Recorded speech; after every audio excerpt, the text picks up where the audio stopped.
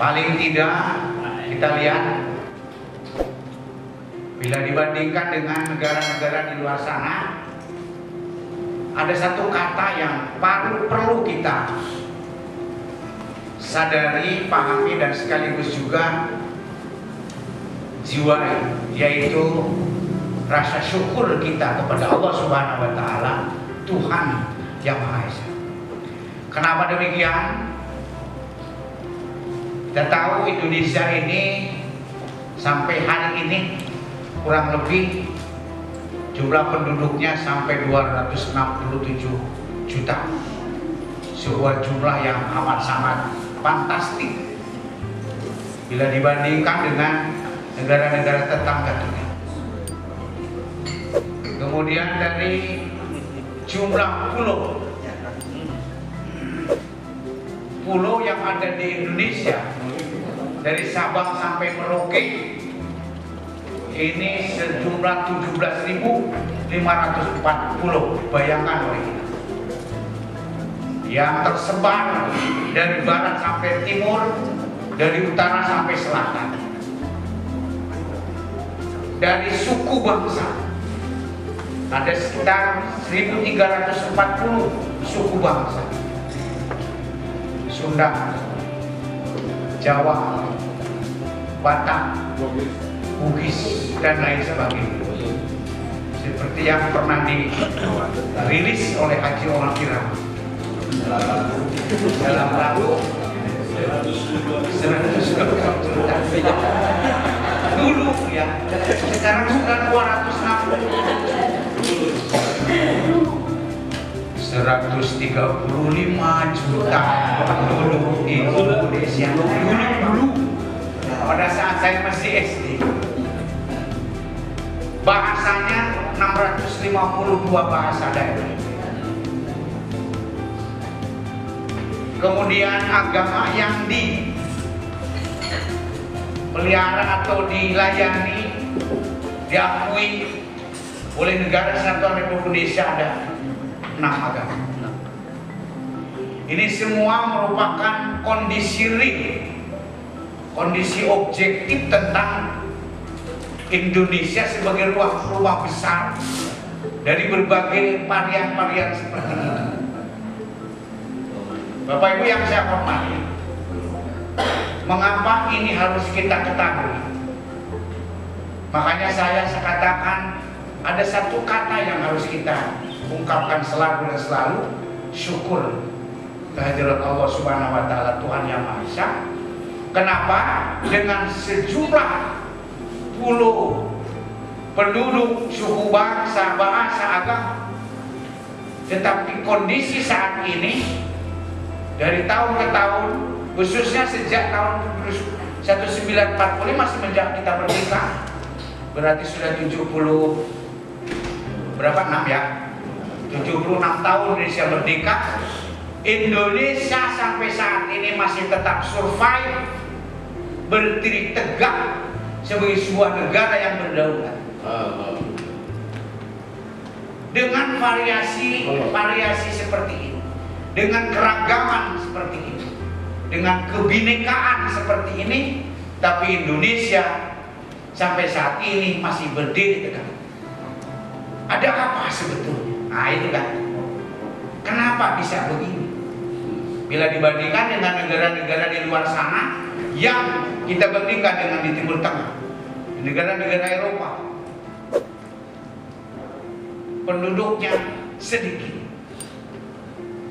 kemudian juga bahasanya sedikit, daerahnya mungkin saluannya Pulau Jawa gede, tapi kita dengar terus terjadi instabilitas,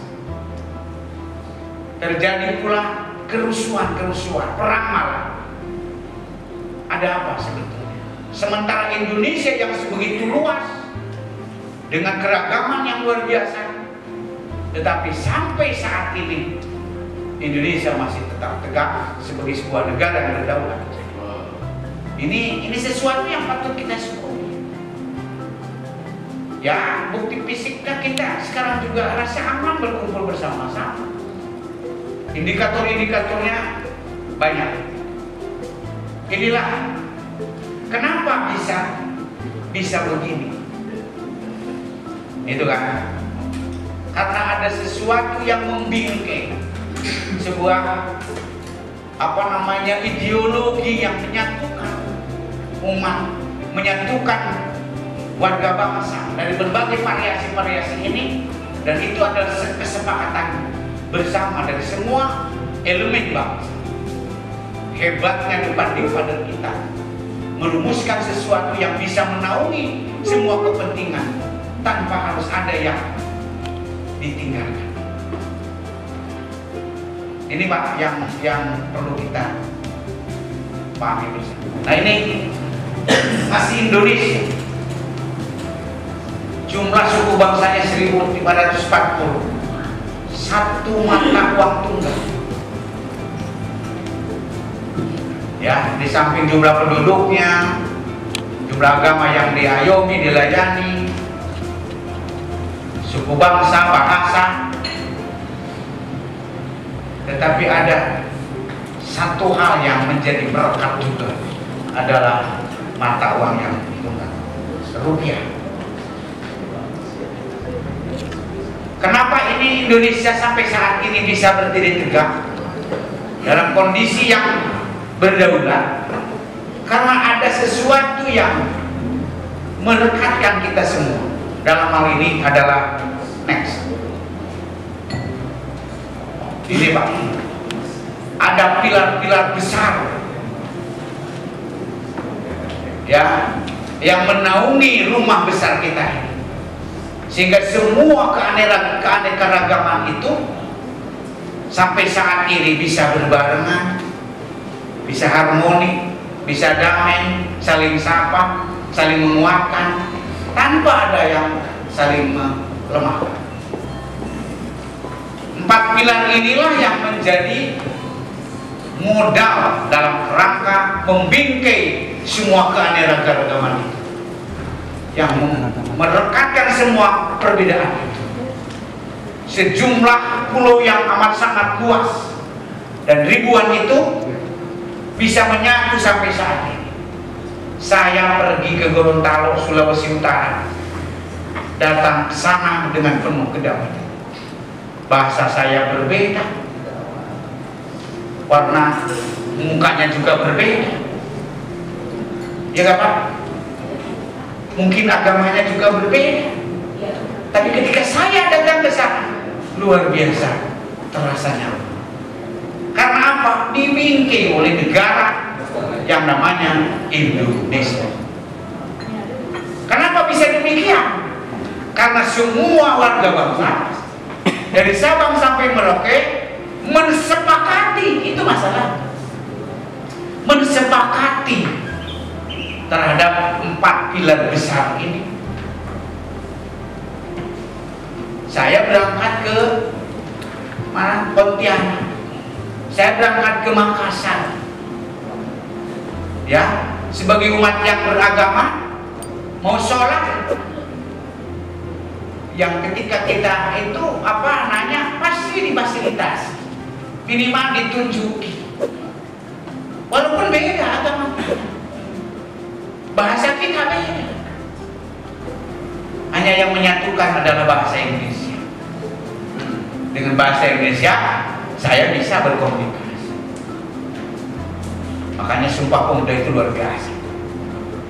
Bertanah air satu, tanah air Indonesia, berbangsa satu, bangsa Indonesia, berbahasa satu, bahasa Indonesia. Tuh bisa saya bahasa Jawa. Coba kalau tidak ada pengantar bahasa Indonesia sebagai bahasa persatuan, gak nyambung. Silakan Bapak Ibu berangkat punya pengalaman pribadi kemana saja di Indonesia ini, ketika bertanya tentang sesuatu kebutuhan kita dengan pengantar bahasa Indonesia, pasti mereka akan melayani kita. Kenapa mereka bisa begitu?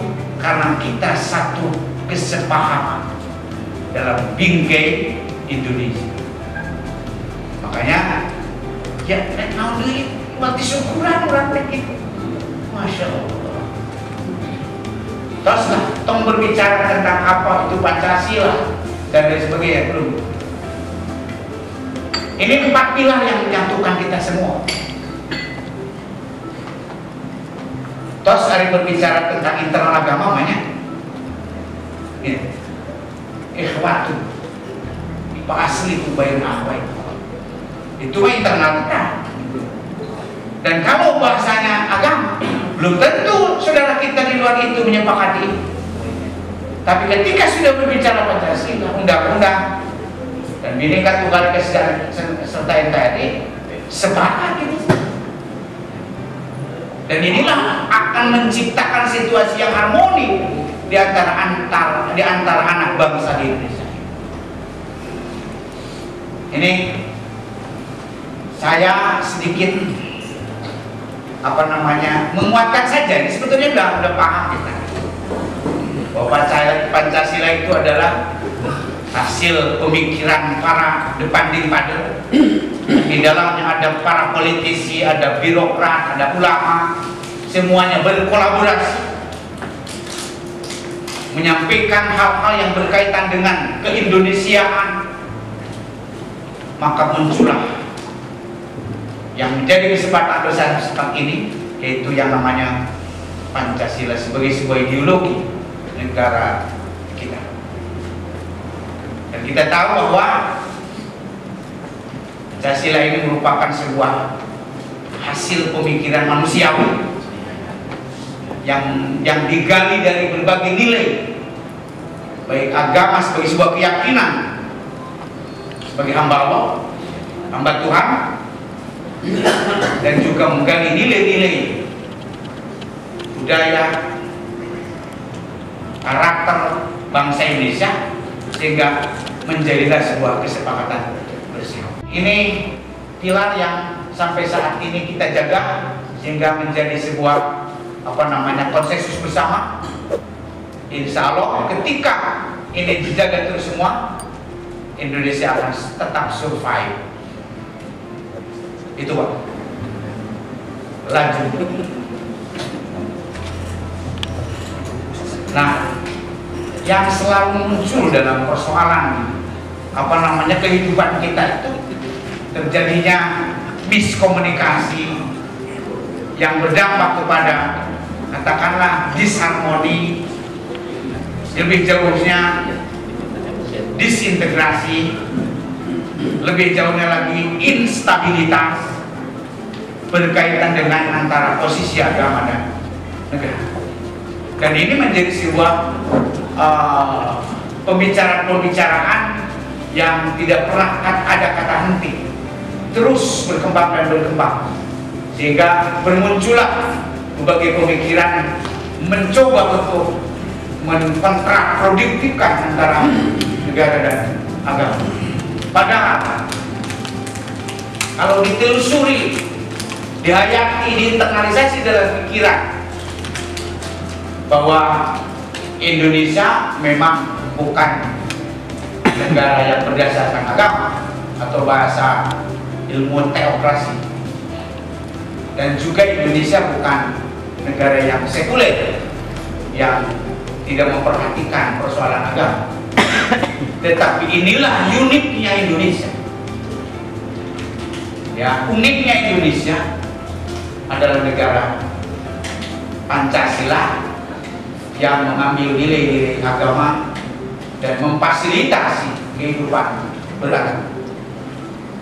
Pancasila itu seperti yang kita ketahui dan digali dari nilai-nilai ajaran agama, bukan hanya Islam tentunya, tetapi agama-agama yang ada di Indonesia memiliki peran yang sama untuk menyampaikan pandangan bahwa salah satu hal yang patut menjadi pegangan bagi bangsa Indonesia adalah bangsa yang berketuhanan. Sepakat semuanya. Walaupun memang ada sejarah tempo dulu terkait dengan pencantuman dalam Piagam Jakarta, tapi itulah merupakan sebuah pengorbanan besar umat Islam dalam rangka tetap menjaga negara Kesatuan Republik Indonesia ini tetap utuh. Pengorbanan besar. mungkin kayak bahasa post opportunity dalam teori ekonomi, untuk menghilangkan sesuatu yang kecil untuk mendapatkan sesuatu yang lebih besar. Bahasa agama mungkin para ulama jauh lebih tahu lah apa kena dengan darul mafasid awala min jamil masolih. Saya tidak tahu itu, tetapi kalau dipikir-pikir, jika hanya sebatas itu, katakanlah berketuhanan yang sama, itu sama-sama memiliki keyakinan agama yang satu, agama yang lain, ini menjadi modal besar untuk menjadi perang. Coba kalau ditambahi, itu lain lagi persoalan. Sekalipun Indonesia masyarakatnya adalah muslim mayoritas, tetapi tidak mencantumkan negara ini berdasarkan Islam. Kenapa demikian? Inilah yang menjadi sesuatu yang unik bagi bangsa kita sehingga sampai saat ini bisa bertahan.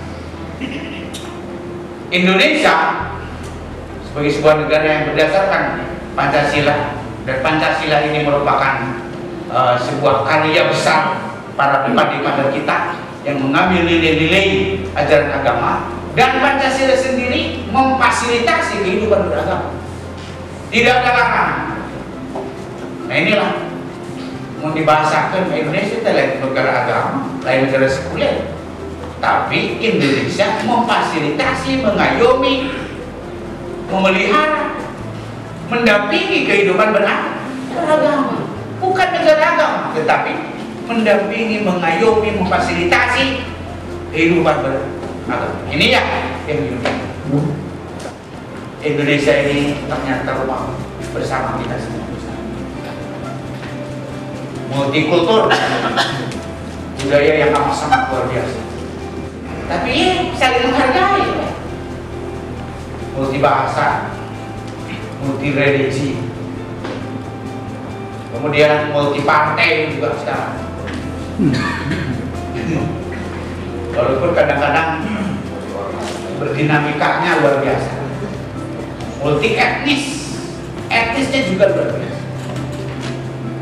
Multi golongan,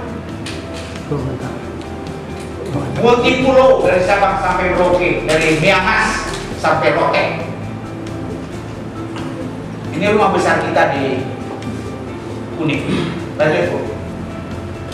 Ini harmoni negara dan agama.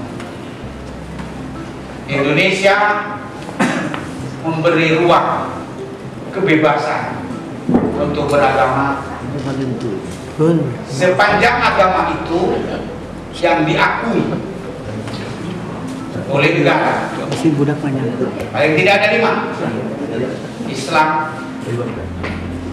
Kristen, Protestan, Konghucu, Hindu, Buddha.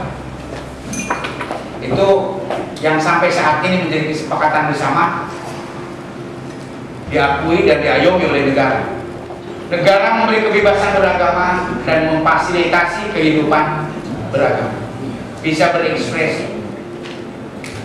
Umat beragama menerima konstitusi, menerima ideologi, serta menerima sistem tata negara.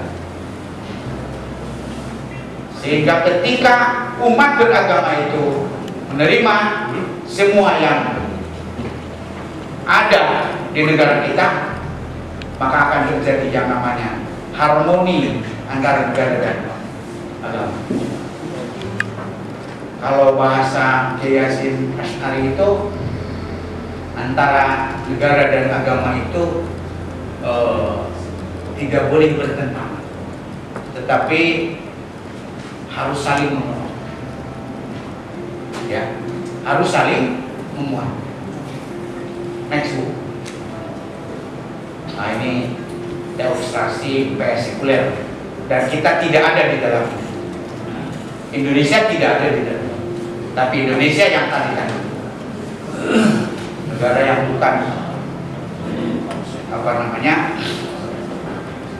berdasarkan agama dan juga tidak termasuk sekuler. Lanjut.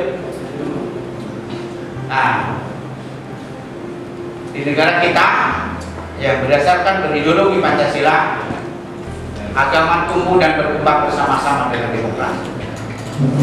Tumbuh dan berkembang bersama-sama dengan demokrasi. Kebebasan untuk berekspresi. Dan agama mengayomi. Dan ada dalilnya. Tidak bertentangan dengan kehidupan berdemokrasi. Negara memfasilitasi kehidupan agama dan beragama. Memfasilitasi. Karena ayat Kementerian Agama itu salah satu bentuk bahwa negara mengayomi agama dan kehidupan beragama. Jadi betul pada ayat lagi Kementerian Agama ini. Dan negara sekuler apalagi tidak. Sebab agama itu persoalan personality, persoalan pribadi yang tidak perlu diurus oleh negara. Makanya di negara sekuler silakan yang beragama silakan. Udah mau tahu negara. Kalau Indonesia lain, karena negara hadir memberikan fasilitas, mengayomi kehidupan beragama. Pada saat yang sama Indonesia juga tidak menolak perkembangan peradaban modernitas. Pada saat yang bersama dan beriringan dengan perkembangan, Indonesia tidak menolak tentang perkembangan peradaban. Artinya Indonesia itu berpikiran maju untuk mengadopsi berbagai macam perubahan-perubahan yang terjadi, sehingga muncul yang namanya fikih ke-Indonesiaan, fikih kontemporer. Kalau bahasa fikihnya ada fikih kontemporer, sehingga menyesuaikan perkembangan dan peradaban yang ada, tanpa harus bertentangan dengan nilai-nilai dasar agama. Inilah hebat. Dan agama kita ini adaptif gitu dengan keadaan. Adaptif. Ini sehingga Indonesia ya tidak ada yang terkorbankan dalam sisi kehidupan beragama. Next. Oleh karena itu penerimaan normatif terhadap agama di satu sisi dan penghargaan terhadap perkembangan peradaban manusia di sisi lain menjadikan Indonesia bukan negara agama dan bukan pula negara yang sekuler. Indonesia adalah sebuah negara yang dibangun atas dasar pluralisme. Pluralisme itu keragaman pemahaman, baik sosial, politik, agama, hukum, dan etnis, dan lain-lain. Indonesia itu diakui, disadari bahwa sebuah negara yang dibangun atas dasar keragaman. Karena memang ya sudah kudrat irodat ilahiyah. Kita lahir di tengah-tengah perbedaan. Indonesia dibangun atas dasar pluralisme. Ya, ini realita. Ini sebuah keadaan yang tidak bisa kita pungkiri. Sudah menjadi kudrat irodat Allah, sudah menjadi proses alami bahwa memang Indonesia berdiri di atas pluralis. Karena kita berdiri di atas kesepahaman negara yang tegak di atas pluralisme, di atas keragaman sosial, politik, agama, hukum, termasuk dengan saudara kita dengan berkeyakinan yang lain. Kita duduk berdamping. Kita duduk berdampingan, ya, karena kita ini satu saudara dalam kehidupan berbangsa dan bernegara. Pluralisme mensyaratkan adanya kemauan untuk saling berbagi. Nah, ini pluralisme. Pluralisme itu mensyaratkan untuk ada kemauan saling berbagi, menerima dan memberi. Toleransi, keikhlasan untuk berekosistem,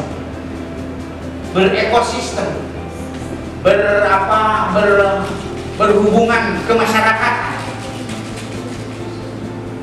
ya, dengan saudara kita yang ada di lingkungan. Ini berekosistem. Jadi berekosistem itu satu sama lain saling berkaitan, itu saling melengkapi, kemauan untuk saling memahami untuk tujuan bersama, yaitu membentuk dan mempertahankan negara kesatuan Republik Indonesia. Inilah pluralisme di kita terbangun sejak dulu, menjadikan bangsa yang saling menghormati, bangsa yang saling menghargai antara satu dengan yang lain di antar warga bangsa kita, antar umat beragama, antar umat berbangsa, bersuku bahasa, antar etnis, antar golongan, semuanya beriringan, saling melengkapi dan saling menguatkan. Inilah yang namanya ekosistem di Indonesia. Sehingga 76 tahun Indonesia masih survive seperti saat ini. Kekhawatiran tetap ada, dan itu merupakan sebuah sikap waspada agar Indonesia tidak terganggu oleh situasi-situasi yang mengganggu terhadap keutuhan negara. Tidak sedikit tantangan, hambatan, gangguan yang terus merongrong Indonesia ini. Karena mohon maaf, dalam politik global membaca orang maka Indonesia iri gitu kan, iri Indonesia batur teh, maka menciptakan berbagai macam ikhtiar perang tuani. Salah satu diantaranya membuat situasi yang disebut dengan proxy war. Proxy war itu ngaganggu di akar rumput di warga masyarakat supaya merasa sini sana ke itu kia dia domba. Makanya dalam kebijakan negara terus diupayakan agar Indonesia tetap terjaga dalam berideologi Pancasila dengan 4 pilar. Wah, melalui isu agama, melalui isu suku bangsa, antara bahasa ini bahasa itu, antara ras ini ras itu, terus didorong-dorong, termasuk persoalan-persoalan ya sensitif, yang sensitif berkaitan dengan agama. Next Bu. Nah, wujud toleransi Indonesia, wujud nyata, ayat, indikator. Meski suku Jawa adalah mayoritas, suku Jawa itu mayoritas di Indonesia, kan? Daripada Sunda. Tetapi bahasa Jawa tidak menjadi bahasa nasional. Untuk sangat Pak Boban, melainkan bahasa Melayu sebagai bahasa yang mayoritas, minoritas. Dijadikan bahasa nasional Jawa, berbahasa satu, bahasa Jawa. Meski Islam mayoritas, hari libur mingguan adalah Minggu, bukan Jumat. Tahu Bapak ini pengorbanan. Meski Islam mayoritas, hari libur mingguan adalah hari Minggu, bukan Jumat. Yang menjadi sayyidul ayyam bagi umat Islam. Kenapa begini? Nah itu pengadopsian istilah Minggu di tengah-tengah istilah Arab untuk nama hari Senin Arab, diakui atau tidak Islam. Selasa, Rabu, Kamis, Jumat, Sabtu Islam. Minggu teman kita Minggu. Dan bahasa orang Ahad. Kan kenapa di Indonesia Minggu? Itulah dalam rangka bangun ukhuwah basoriyah, ukhuwah insani. Hebatnya bangsa Indonesia. Is okay, Islam mayoritas. Nah istilah Senin dengan istilah harian, Senin, Selasa, Rabu, Kamis, Jumat, Sabtu bagian kita. Tapi Minggu bagian saudara kita. Untuk sini kita, untuk yang Ahad, nama Ahad, nah Minggu, ada kesisir nasional nah Minggu. Tidak ada masalah. Dan teman kita di luar sana menerima Senin, Selasa menerima, Rabu menerima, Kamis menerima, Jumat menerima, Sabtu menerima. Nggak ada masalah. Kurangnya minggu yang nerima mingguan nerima. Ada masalah. Pada hari Jumat terlepas apapun agamanya, semua pekerja pulang setengah jam lebih lama. Nerima. Penghormatan ya. Itu Pak. Next. Ini dalam rangka menyamakan persepsi agar terinternalisasi kehidupan wawasan kebangsaan kita sehingga lahir sebuah penghormatan terhadap perbedaan. Banyak tempat di Indonesia tempat ibadah agama yang melekat serta bersebelahan. Harum, nggak ada masalah. Di Pangandaran saya tidak memang sakit ya, nah gitunya badannya. Kalau mana punten-puntennya umat Islam mereka gitu. Tapi bangsa di kota-kota besar, saya ke Bali, ada Jumat dulu muatan nyaman. Jangan masjid, Pak, asal ke Mekah. Ini sekarang, ngincing jauh. Ada kakak kan? Tadi saya di mana ya masjid? Aduh itu jauh. Maksud saya di Bali kan mayoritasnya saudara kita orang ini. Iya. Masjid jarang. Maka untuk melaksanakan Jumat cari ke tempat yang memang ada di sana. Wajar karena di Bali kan mayoritas Hindu. Gitu. Tapi nggak ada masalah. Mau kemana Pak Jumatan? Oh ya sebelah sana. Padahal mereka Hindu. Itulah penghormatan. Hebat kan orang Hindu juga maksudnya. Menunjukkan orang teh.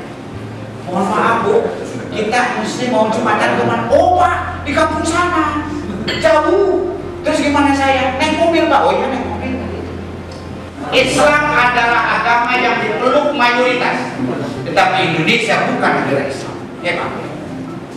Bukan negara. Islam itu mayoritas. Diakui itu tidak mayoritas Pak di Indonesia. Tapi kan tidak menjadikan Islam sebagai sebuah dasar negara, karena harus mengayomi semua umat yang ada. Dan inilah pengorbanan dari semua pihak, termasuk Islam. Itu Pak. Terdapat 12 hari libur nasional, di antaranya diambil dari agama. Hanya 3 yang non-agama. 1 Januari tahun baru, 17 Agustus proklamasi kemerdekaan, dan hari buruh. Di luar agama diambil dari hari-hari agama Pak. Lebaran, Idul Fitri, Sakadang Idul Adha, Waisak, Isa Al-Masih, apa lagi Pak? Natal. Itu kan hari-hari besar agama. Padahal Indonesia tidak negara agama lain, tapi penghormatan terhadap nilai-nilai agama sangat menjadi perhatian negara. Itu Pak. Next. Nah, dengan kondisi seperti tadi itu, dengan keragaman yang luar biasa, tetapi Indonesia masih tetap survive, dunia melihat mereka ingin belajar dengan Indonesia. Kenapa Indonesia bisa sebegitu hebat menjadi sebuah negara yang berdaulat, aman, tentram, damai, harmoni.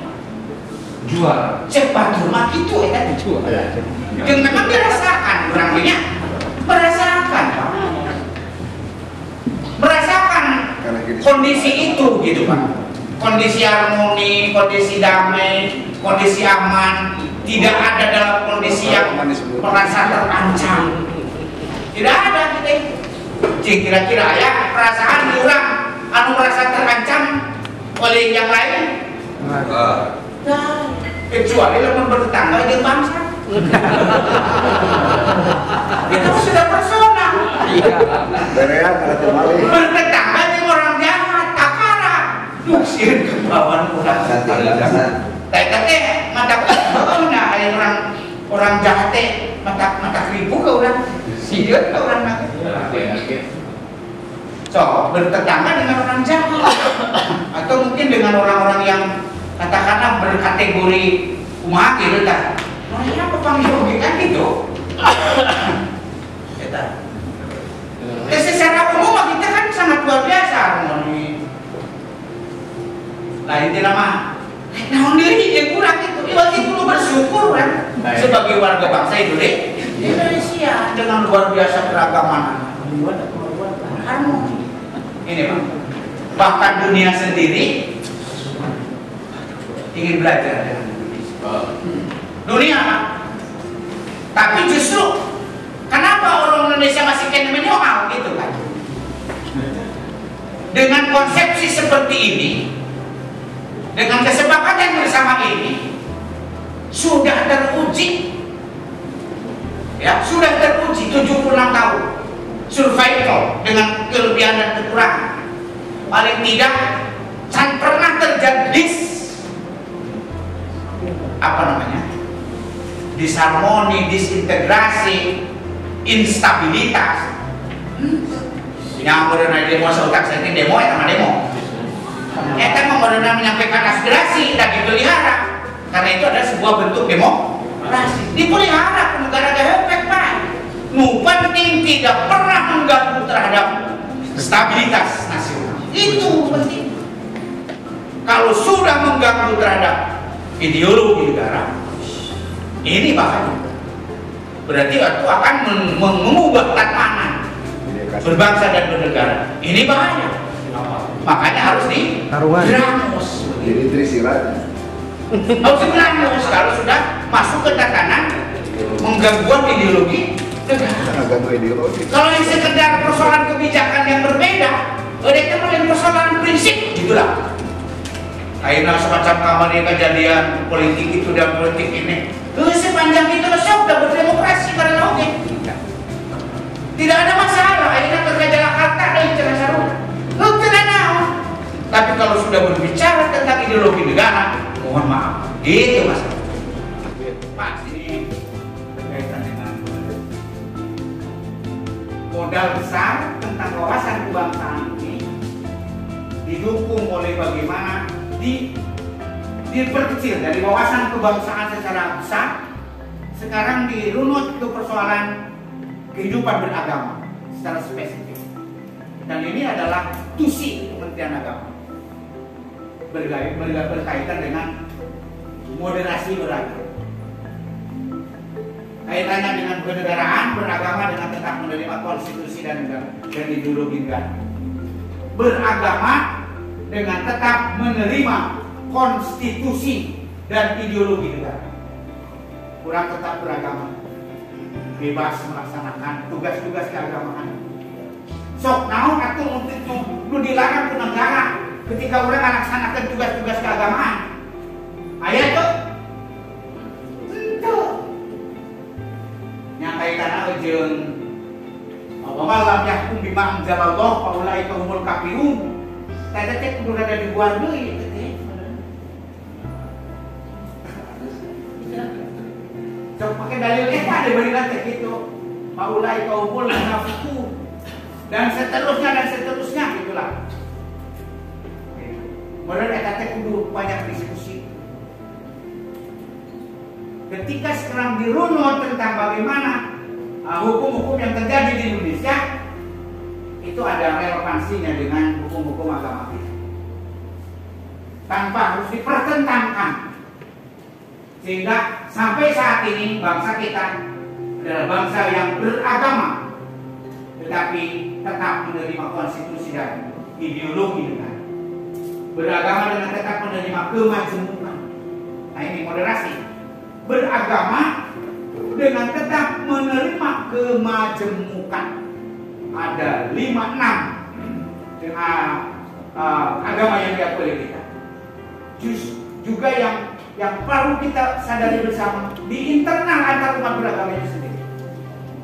Antar umat Islam, antar umat Kristiani, antar umat Hindu dengan Hindu, antar umat Buddha dan Buddha. Ini juga majemuk, Pak. Sehingga muncul berbagai pemikiran-pemikiran yang berhimpun dalam sebuah organisasi yang berbeda. Padahal intinya sama, Hizbul Islam wal Muslimin di internal Islam. Ayah Muhammadiyah, ayah NU, ayah Persis, Al-Irsyad, Matlaul Anwar, wah banyak. Ya, semua organisasi ini intinya Hizbul Islam wal Muslimin dengan cara yang berbeda-beda dan cara mereka masing-masing. Tapi kita kan harmoni tetap. Siap beragama dengan menerima perbedaan internal agama. internal. Itu boleh Bapak siapa? Dengan rasa kuing bener ente salah. Dengan rasa kuing pang bener nah ente pang salah itu. Kan kamu masih kena ayat itu, tak itu dari pemahaman teh. Nu kudu diberi pemahaman teh. Nu ngarasa kuing paling bener. Batu masalah. Kayak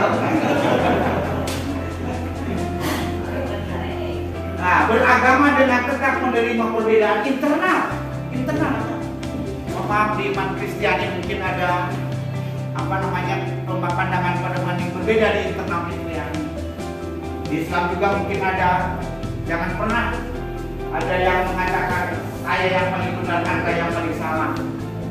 Ya, tidak persoalan agama. Beragama dengan tetap menjaga persaudaraan. Ukhuwah Islamiyah, ukhuwah Basoriyah, ukhuwah Insaniyah. Bersaudara sesama umat Islam, katakanlah di tengah Islam. Ukhuwah Basoriyah sesama anak bangsa. Ukhuwah Insaniyah sesama umat manusia. Harus tetap dijaga hak-haknya sebagai manusia. Maka datang ke Pangandaran, wisatawan asing, turis, aman. Jadi dia kan gitu, menikmati alam Pangandaran. Karena apa? Karena orang Indonesia memahami tentang ukhuwah insaniyah. Persaudaraan sesama manusia. Dia ciptaan Allah, kita ciptaan Allah. Kenapa mesti dia diusik dan gitu? Kecuali kalau musik biasanya masuk itu. Pangandaran komodo daerah wisata kudu gede, kuat, ukhuwah insaniyah, persaudaraan sesama anak bangsa. Dari mana Pak? Inggris, mantap kan gitu. Dari mana Pak? Belanda, penjajah udah kayak gitu. Padahal kita menyebutkan penjajah, mungkin kita pengalaman di lapangan. Belanda, penjajah berapa? Dari mana Pak? Polandia, mantap. Dari mana? Portugal, dekat dengan Cristiano, gitu kan ditanya. Ini sebuah bukti bahwa kita itu hormat terhadap sesama umat manusia. Beragama dengan tetap menjaga empati. Jelas itu ya. Beragama dengan moderat. Nah ini beragama dengan moderat dalam Islam disebut tawasud, tawajud dan i'tidal. Tawasud menengah-nengah, tawazun imbang, i'tidal imbang, i'tidal adil. Nah, gitu Pak. Terus Bu. Nah, ini makna moderasi beragama. Secara etimologi dalam kamus besar, pengurangan kekerasan, penghindaran keekstriman. Dalam kamus besar, secara etimologi bahwa moderasi itu adalah pengurangan kekerasan. Buku Saku Tanda Moderasi dalam tengah. Nah, moderasi menurut buku Saku Tanda karangan Rumah Hakim itu artinya jalan. Khairul umur, konsepsikan. Khairul umur. Biologi secara etimologi, terminologi buku putih moderasi beragama. Bahwa moderasi itu adalah cara pandang. Seperti wawasan. Wawasan itu bahasa saya cara pandang tentang diri dan lingkungan terhadap bangsanya sendiri. Kalau moderasi cara pandang, sikap dan perilaku selalu mengambil posisi di tengah-tengah, selalu bertindak adil dan tidak ekstrim dalam beragama. Ini moderasi beragama. Intinya mengenai tengah-tengah itu ekstrim itu mun ke kanan, mun ke kiri gitu. Mun baheula ekstrim kanan, ekstrim kiri. Ekstrim kanan mah ke musliman, ekstrim kiri mah ke PKI-PKI-an gitu. Di tengah-tengah ada yang nama zaman ayeuna ke kanan khilafah, ke kiri-kirian sekuler gitu. Di tengah-tengahnya Pancasila. Moderasi bangsa dan bernegara. Beragama. Next. Nah, moderasi beragama bukan memoderasi ajaran agamanya, karena substansi moderasi agama, ajaran sudah final di awal. Tapi justru yang lebih penting adalah bagaimana memoderasi pemahaman dan pengamalan umat beragama dari sikap ekstrim. Nah ini, jadi kadek sok dipelesetkan, kemudian tersebut mah, jangan kan agama dimoderasi, lain agama yang dimoderasi teh, tapi pemahaman sikap perilaku tentang cara beragama itu. Moderasi beragama itu bukan memoderasi ajaran agamanya, karena ajaran agama itulah otoritas Allah. Mutlak kita malah temenan digabungkan. Tetapi memoderasi pemahamannya dan pengamalannya bagi umat beragama. Bisi salah, makanya dibahas, diluruskan. Sebab kajian para alim ulama diurang di Indonesia tidak hanya no ekstrim, itu semuanya di jalan mana. Next, nah indikator moderasi beragama, ciri-ciri kehidupan yang moderat dalam beragama. Nah, dia berbahasa kedua. Ciri-ciri kehidupan beragama yang moderat, kaiji memiliki komitmen kebangsaan. NKRI harga mati geus eta. NKRI harga mati geus eta. Artinya kita komitmen kebangsaan. Pancasila sebagai ideologi negara, undang-undang juga sebagai konstitusional negara kita, kebinekaan ada sebuah kenyataan, NKRI harga mati, kita komitmen kebangsaan. Jadi dalam bahasa orang komitmen kebangsaan teh, komitmen itu kan apalah? Wat dilahiun, bener eta.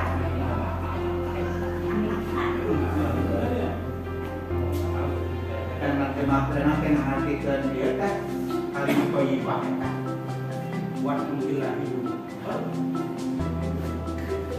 Komitmen kebangsaan.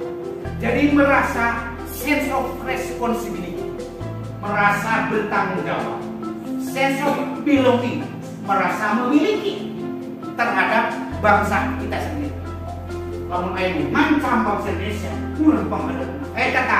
Kata komitmen kebangsaan. Mun ayo ngaganggu ieu negara, kurang pengaruh. Saya lu hanya komitmen kebangsaan.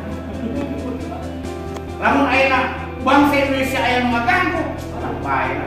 Nah, tadi pertanyaan. Termasuk komitmen terhadap daerah. Ini komitmen kebangsaan, komitmen kedaerahan. Sebagai warga Pangandaran otomatis ada rasa komitmen diri. Siapapun mereka yang mengganggu terhadap Pangandaran, maka berhadapan dengan saya. Kan gitu bahasa fighter mah gitu. Pulang sampai itu ketika berbicara tentang bangsa. Pulang sampai harus fighter. Baik kita siap bertanding gitu. Yang kedua toleransi. Toleransi ini penting sebagai indikator terhadap moderasi beragama. Toleransi itu saling menghargai, saling memahami, saling memaklumi begitu. Terus di rumah tangga kalau membuat toleransi, rumah tangga hancur tetangga rumah tangga. Sebab beda pak beda kaya yang komentar yang ada tertentu enggak sakit. Ayo pasti ya. Ini saya bilang nggak wae ayo pasti ya. Karena memang tidak ada rasa toleransi antara suami dengan istri. Seperti itu pak. Jadi di internal kita di keluarga juga harus terbangun toleransi. Lebih luas lagi ya sesama anak bangsa. Mereka melaksanakan ibadahnya seperti itu, monggo. Gitu. Karena keyakinannya demikian. Kemudian ya inilah anti kekerasan. Anti kekerasan ini indikator pak. Anti kekerasan, ya memaksakan kehendak itu bukan moderasi, memaksakan kehendak, tapi betul-betul akomodatif terhadap kebudayaan. Nah, ini akomodatif terhadap kebudayaan. Apa namanya memelihara, akomodatif, welcome, terhadap budaya-budaya yang ada di Rohani. Next one. Nah inilah mungkin strategi-strategi penguatan moderasi beragama di internal Kementerian Agama. Saya rasa berkaitan dengan wawasan kebangsaan seperti itu, moderasi beragama esensinya demikian. Insya Allah nanti jam 13 akan lebih komprehensif dari Profesor Ahmad Gunanyo sebagai kepala pusat Balai Litbang. Oleh karena itu saya berharap Bapak Ibu tetap bertahan di sini setelah kita melaksanakan sholat. Nah seperti itulah barangkali saya sampaikan, memang tugas saya terkait dengan wawasan kebangsaan dan moderasi secara sederhana, ya. Tetapi yang pasti ini bukan hal yang baru, saya pikir dan saya rasakan bukan hal yang baru, tetapi ini sudah terbiasa dalam lingkungan kita. Tapi yang penting saya punya permintaan kepada Bapak, karena Bapak ini nanti akan menjadi agen moderasi.